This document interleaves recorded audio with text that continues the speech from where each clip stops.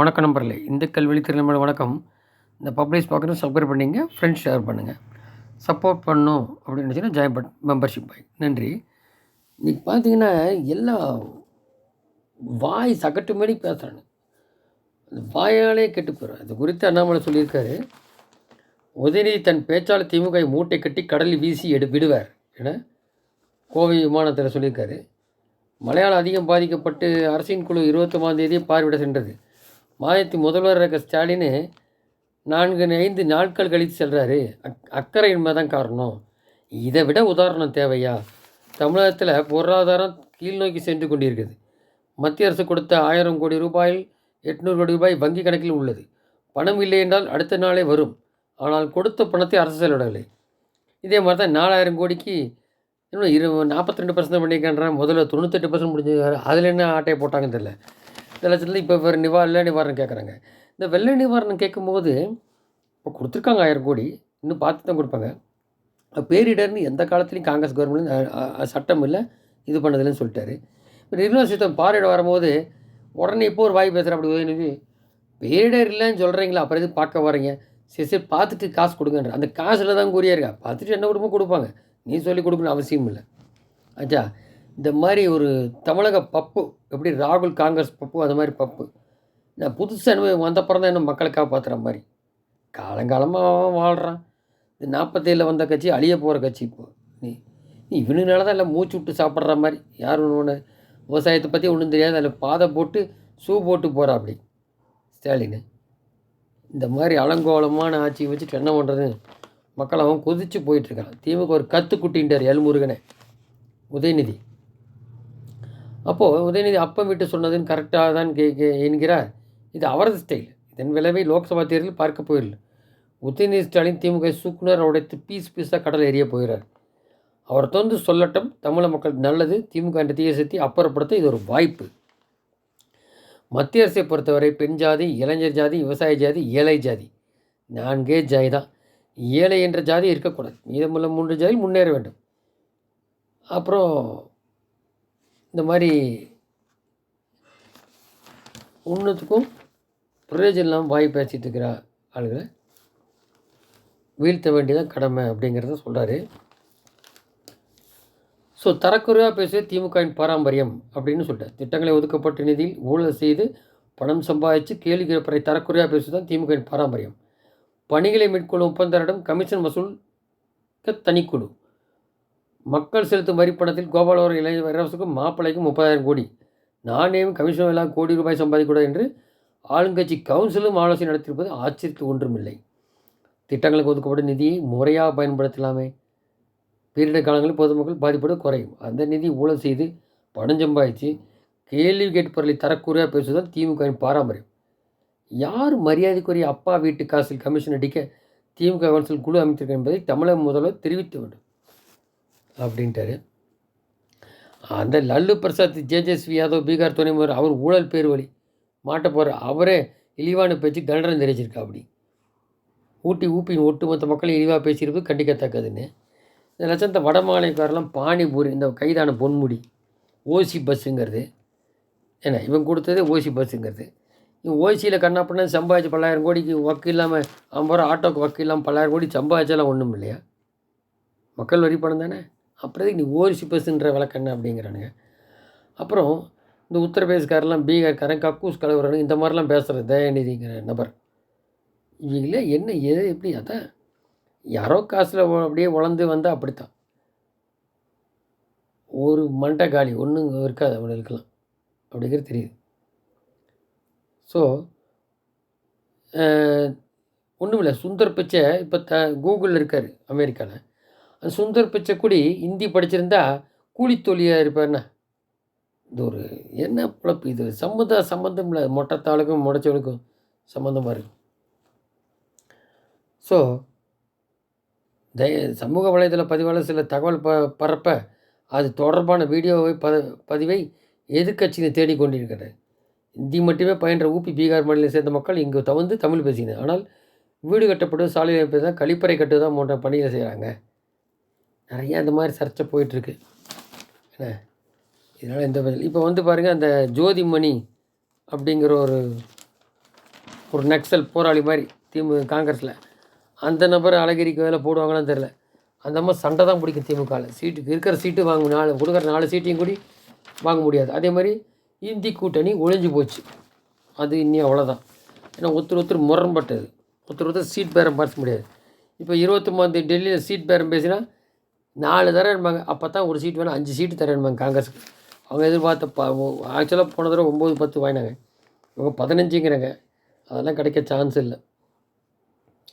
ஏன்னா காங்கிரஸை ஒழிக்கிறதுக்கு ரீஜனல் பார்ட்டியே ரெடியாக காத்து கிடக்குறாங்க. இது மாதிரி தான் போயிட்டுருக்கு பொழப்பு. அதில் அனைவருக்கும் சுயசார்பு இருப்பதே பிரதமர் நரேந்திர மோடியின் கனவு. தன் யோசனை மற்றும் திட்டங்கள் வாயிலாக 60 கோடி ஏழைகள் உட்பட 140 கோடி மக்களும் சுயசார்புடன் இருப்பதே பிரதமர் மோடி லட்சியம் அப்படின்ற அமித்ஷா. ஸோ அது சம்மந்தமாக அதான் இந்த தனியாக ஒரு இது போயிட்டுருக்கு. ஆத்ம நிர்பர் பாரத் சுயசார்பு இந்தியா திட்டம். அதில் பல விதமாக அந்த சின்ன சின்ன கம்பெனிலாம் ஸ்டாண்டப் நிறுவனங்களாக தொடங்குறது, அந்த மாதிரியெல்லாம் ஊக்குவிக்கிறது, இதெல்லாம் பண்ணுறாங்க. ஸோ இதில் இப்போ பாருங்கள், இந்தி இங்கே படிக்கக்கூடாதுன்னு சொன்னானுங்க. இப்போ பாருங்கள், இந்தியா கூட்டணி கட்சியில் 4வது ஆலோசனை கூட்டம் சமீபத்தில் நடந்தபோது இங்கெல்லாம் மழை வெள்ளத்தில் பாதிக்கும்போது ரோம் நகரம் பாற்றியிருந்தபோது நீரமணம் பிடில் வாசத்து போல் போனா அப்படி ஸ்டாலின். மக்கள் தேவையான உதவிகளை செய்து அவர்களை மீட்க வேண்டிய முதல்வர் இந்த கூட்டத்துக்கு போயிட்டு ஒப்புக்கு பண்ணி வர பார்த்தாரு. அவருக்கும் தெரியும் பிரதமருக்கு இருந்தாலும் டைம் கொடுத்துட்டாரு. இவங்களுக்கு காரணம் என்னென்னா ஊழலில் மாட்டிக்கிட்டு டிஆர் பாலு ஸ்டாலினுக்கும் அது தலைக்கு மேலே போயாச்சு, பார்த்துக்கலாம், போயிட்டு வாங்கன்ட்டார். இப்போ முதல்வர் பங்கேற்ற இந்தியா கூட்டணியில் நிதிஷ்குமார் 2 பேரையும் காய்ச்சிட்டார். இந்தியர்லாம் போங்கடான்னு. ஆங்கிலத்தை மொழிபெயர்க்க ஏற்பட செய்வு அதெல்லாம் பண்ணக்கூடாது. ஆங்கிலமெல்லாம் இங்கிலீஷ் பிரிட்டிஷ்காரங்களது, அந்நிய மொழியால் ஆங்கிலத்தை எதுக்கு மொழிபெயர்ப்பு இன்னும் காட்டமாக இவங்க வாயை மூடிட்டு பேசாமல் வந்தாங்க. தமிழகத்தில் விமான நிலையங்களும் வங்கியிலோ எந்த ஊழியரோ இந்தியில் பேசவிட்டால் போதும், உடனே விண்ணுக்கும் மண்ணுக்கும் தீமாக எதிரி குறிப்பார். மோடியை சிந்தி திணிக்க முற்படி அவங்க இந்தி. அவர் காசி தமிழ் சங்கம் உலகம் பூரா தமிழை தான் சொல்லிட்டு இருக்காரு. அதைத்தான் இப்போ நம்மளே சொல்கிறேன். நிதிஷ்குமார் இந்த பேச்சு ஸ்டாலினோ டிஆர் போல எதிர்ப்பு தெரிவிக்கல. அவரின் கருத்தை ஏற்பது போல மௌனமாக இருந்து விட்டார். இருந்த திமுகவின் இந்திய எதிர்ப்பு சாயம் முற்றிலும் வெளுத்து போனது. இவர்கள் இந்திய எதிர்ப்பு பூச்சாண்டி அப்பாவி தமிழக மக்களை ஏமாற்றதான் என்பது அம்பலமாயிருது. சிலரை சில நாள் ஏமாற்றலாம், பலரை பல நாள் ஏமாற்றலாம். ஆனால் எல்லாரும் எப்போது ஏமாற்ற முடியும் என்பதை உறுதிப்படுத்தும் வகையில் டெல்லி திமுக வேஷத்தை கலைத்து அனுப்பியிருக்கிறார் நிதிஷ்குமார். அப்போ இந்தி கூட்டணி கலையுது. ஏற்கனவே சொல்லியிருந்தாங்க, இந்த திமுகனால தான் சனாதன தர்மம்னு சொல்லி 3 மாநிலத்தில் முடிஞ்சு போச்சு. இப்போது நிர்மலா சீதாராமன்ட்ட லடாய் பண்ணுற அப்படி உதயநிதி அவங்க என்ன பண்ணுறதோ கொடுப்பாங்க. ஆனால் இப்போ இவர் சொன்னதுக்கு கனிமொழி என்னன்றாரு, இந்த இராணுவம்லாம் உடனே கட்டணி கொடுத்தாங்க இல்லையா, தூத்துக்குடி மாவட்டம், அவங்க இவங்க இப்படி சொன்னால் அவங்க நன்றி தெரிவிக்க. ஸோ 2 ஸ்பிரிட் இருக்குது. அப்புறம் அந்த அழகிரி ஸ்டாலின் பிரதர் போய் முன்முடியை பார்க்குற அப்படி கைது அந்த டைமில் இப்போ ரீசெண்டாக இதெல்லாம் சப்மிட் பண்ணி பார்த்தா இப்போ சீனியர்லாம் நீக்கிடு, நான் யங்ஸ்டரை போட்டுக்கிறேன்னு உதயநிதி சொல்கிறேன் அப்படியே ஸ்டாலின்ட்டு. ஏன்னா இப்போ இவங்க சீனியர் பூராமே ஊழல் மணியாட்டி எல்லாம் வருஷ கட்ட போகிறாங்க. இதில் இவர் பேச்சை கேட்கணுன்றதுக்காக எனக்கு யங்ஸ்டர்ஸ் போட்டு விடலான்னு சொல்லும் போது, இப்போது எப்படி பாம்பேயில் ஏக்நாத் ஷிண்டே உருவானாரோ அந்த மாதிரி இங்கே ஏக்நாத் ஷிண்டே, அதாவது லேடியாக இருக்கலாம் கனிமொழியாக இருந்தால் அப்படிங்கிறாங்க. சீனியர் பூரா அவங்ககிட்ட இருக்க எம்எல்ஏ எடுத்துகிட்டு எம்பிகளும் சேர்ந்து வந்தால் 10-18 எம்பிக்கு மேலே இருக்குன்றாங்க கனிமொழி. அப்போது அது ரிலேட்டட் எம்எல்ஏ. அப்போது 24 தேர்தலுக்கு அப்புறம், ஏன்னா அமித்ஷாவை பார்த்து ரொம்ப பிஜேபியோட நெருக்கமாக பேசிகிட்டு இருக்காங்க. டிஆர் பாலும் கனிமொழி எல்லாம் இருக்காங்க. அப்போ இது தனி ஃப்ராக்ஷன் உருவாக சான்ஸ் இருக்குது. ஏடிஎம்கே எப்படி முதல்ல ஒரு தடவை ஆச்சு 89, அப்புறம் இப்போது தினகர ஃபேக்ட்ரி, இப்போ பன்னீர் ஃபேக்ட்ரி ஆகி போச்சு. இப்படி இருக்கும்போது இந்த 2ஆக உடஞ்சிதுன்னா அது சின்னங்குடி ஃப்ரீஸ் ஆகலாம் ஃபஸ்ட்டு டைமாக இருந்தால். ஸோ அதுதான் அப்படி பண்ணி அதுதான் இவங்களுக்கு என்ன பயன்னா, இப்போவே இந்த மாதிரி பண்ண திருப்பி வந்தாச்சு. இப்போவே 3 மாநில தேர்தல் முடிஞ்சுன்னு வாயை மூடின்ட்டானு ஒன்றிய அரசு மத்திய அரசு. நீ மேலே வந்துட்டாருன்னா இந்த மம்தா கெஜ்ரிவால், ஏன்னா மம்தாட்ட போய் அந்த வங்காளதேசிலேருந்து முஸ்லீம்லாம் உட்கார்றான். அது 30 கோடி பேர் என்ன கணக்குன்னு தெரியல சரியா. இந்தியா முழுக்க பரவியிருக்கான். அது முஸ்லீம் ஓட்டு போடுறனால தான் மம்தா வரா அப்படி. அதை சிஏ சட்டம் கொண்டு போய் போராடினானு, அதுக்குள்ளே கொரோனா வந்துருச்சு. ஸோ இதெல்லாம் வந்து அடுத்தப்படி உட்காந்துச்சுன்னா இன்னும் பயப்படா கொண்டு வந்துருவாங்க சிஏ சட்டம்லாம். அது ஒரு பக்கம் வந்துடும். அதாவது மைனாரிட்டி இந்த இங்கே மைனாரிட்டி அங்கே மெஜாரிட்டியாக இருப்பான். அந்த பீப்புள் இங்கே வந்து அவங்க நாட்டில் தான் இருக்கணும். அதுதானே சட்டத்தில்.